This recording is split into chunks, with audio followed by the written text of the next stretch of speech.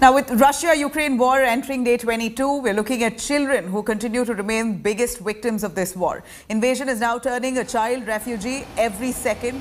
A data released by the UNICEF recently states that around 1.5 million children have fled from Ukraine in the past 3 weeks. As Russia intensifies its attack on Ukraine, there seems to be no end to these heartbreaking images coming to fore. Neighbouring countries have also opened its doors for traumatized young refugees. For some, what was really a normal childhood just a few weeks ago has now turned into a nightmare. It's really uncertain future for them. Images on your screens here coming in from the capital city of Kiev, where down a dusty basement, hidden from shelling, this entire shelter has now become a home for newborns.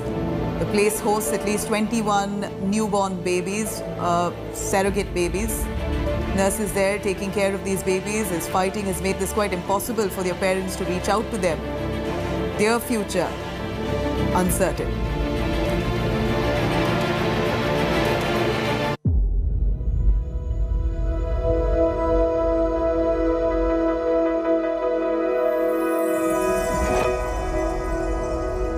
More than 200 schools, around 35 hospitals, and hundreds of residential buildings, possibly close to 2,000, have been destroyed since the war began in Ukraine. Towns and villages across the eastern half of the besieged country do not have electricity and water. And in the intense cold of the snow-covered terrain, there is no heat. Millions of ordinary Ukrainians are hiding in bunkers and shelters, shivering in the cold uncertainty of mounting loss. UNICEF has put up this appeal on their landing page on Ukraine. Children in Ukraine are facing a deadly crisis as the hostilities in their country are increasing. Like all conflicts, this is turning into a children's crisis, and they will need as much humanitarian support and help as we can provide. UNICEF says there are 7.5 million children in Ukraine, and the war poses an immediate threat to their lives and well-being. With the intensifying of indiscriminate bombing of civilian targets, lives are being lost, and some of them are children. On 7th of March, human rights sources inside Ukraine released actual numbers of children killed, 38 dead and 71 injured. The survivors are rushing to the borders, clad in their winter clothing, holding on to their mothers or elders, trusting hands clasping those of adults, making unplanned journeys to the unknown, to faraway lands where strangers try and make them feel welcome. Just 2 days ago, we had a transport of 700 kids. And, it's not easy to find a place for anybody, but it's even tougher to find a place for 700 kids in the same one place.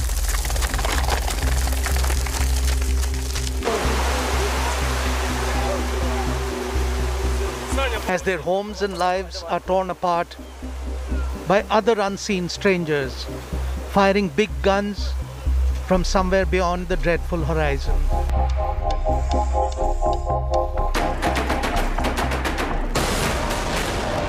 Natasha, a 16-year-old Ukrainian refugee from before this war even started, writes, "The war came to us and happiness is no more than a ghost from my dreams."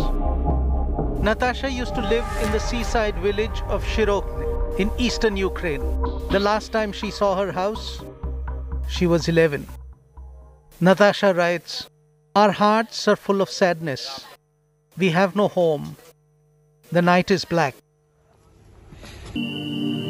Every day that the war in Ukraine goes on, every day that the bombs rain from above, every time another school goes up in flames, and every bullet that takes a parent away, another Natasha's heart fills with sadness. 100 hearts sad, and the night stays black." Let's quickly cut across to Olga. She's a journalist from Lviv, bringing us an insight into what the kind of suffering that Ukrainians are facing currently amid this war. Olga, thank you very much for speaking to us. We're really happy to see you safe. What the reports of many children falling victim to this war here is really heart-wrenching, heartbreaking, in fact. We see that several surrogate babies are right now in a bomb shelter in areas where there's been constant shelling. Would you give us an understanding on this large-scale humanitarian crisis that unfolds in cities, particularly Kharkiv and Kiev? Well, that is not only Kharkiv and Kiev and Mariupol. First of all, I mean, my heart, it's heartbreaking. I can't watch the videos from there, and this is one of the points why there is the high need of humanitarian corridors, and that Russian side, which attacks humanitarian corridors, we had a number of attempts to create them. They are doing and violating all possible ways of, of making war, and also attacking. Yesterday there was just horrible attack on Mariupol theater, where they were also written that kids are there. So this war has the huge effect on civilians, and Russia knows where, and Russian soldiers, pilots know where they are putting bombs, as we see from the recordings from them. That is why, they know whom they bomb. They know that there are kids, civilians there, and therefore kids are suffering so much.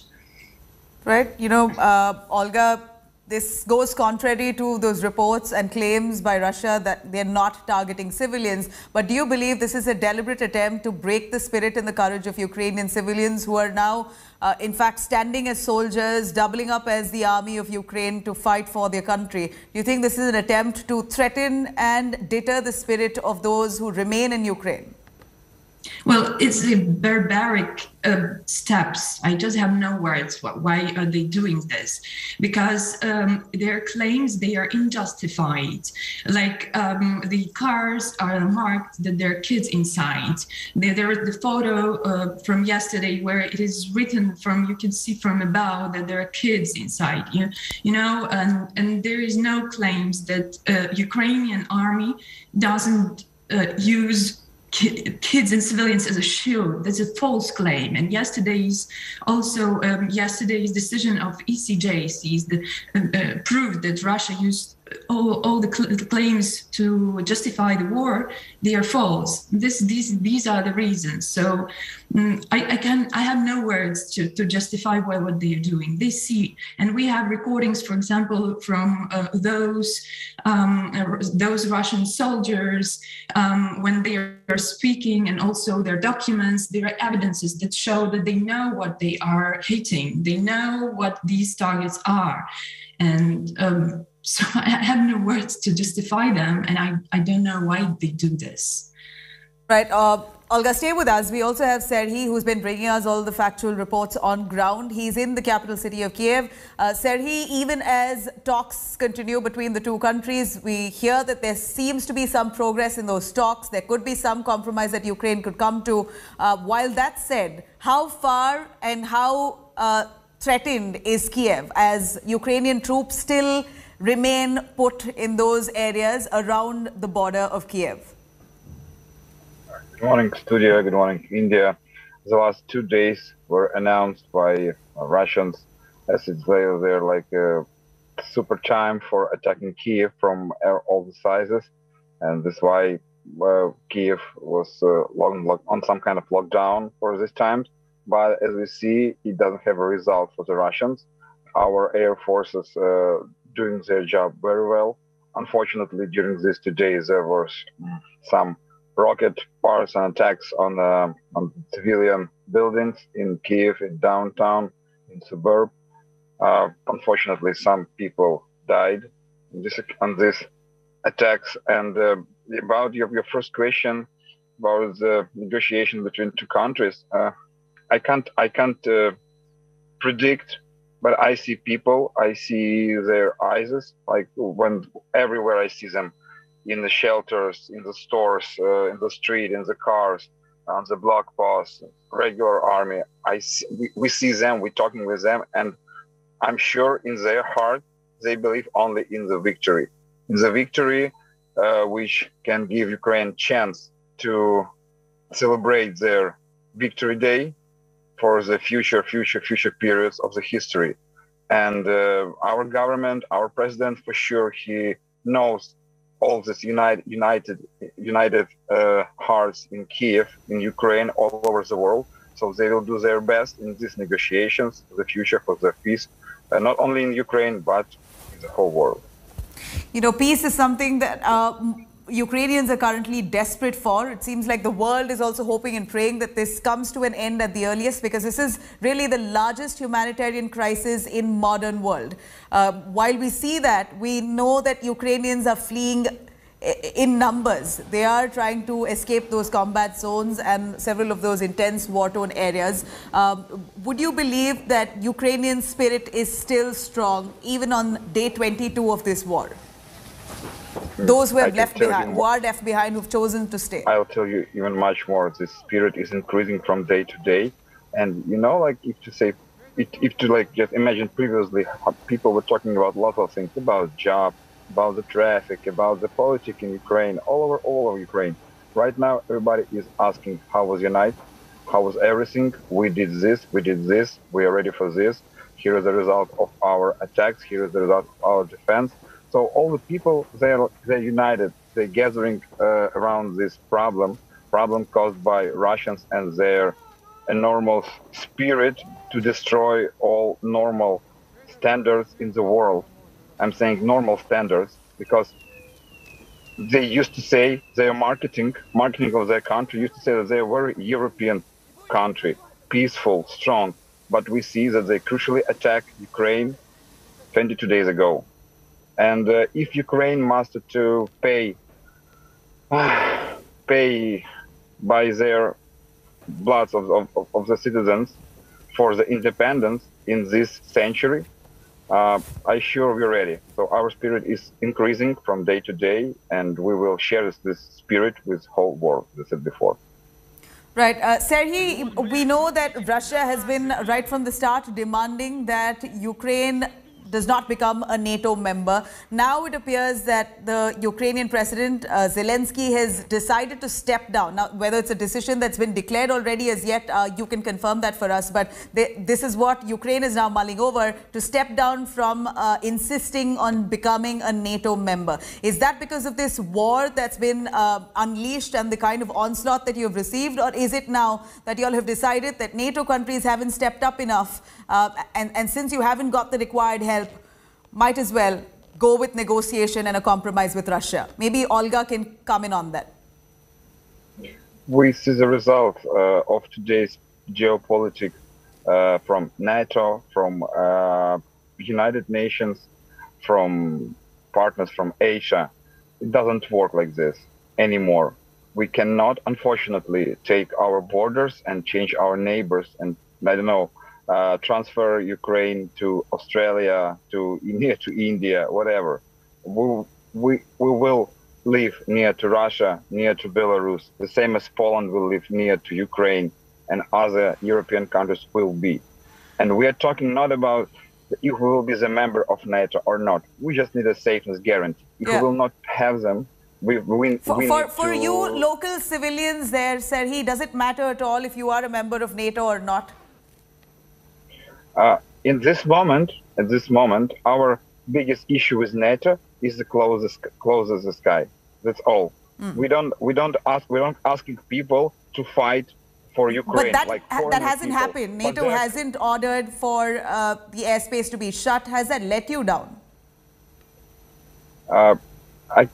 I repeat again.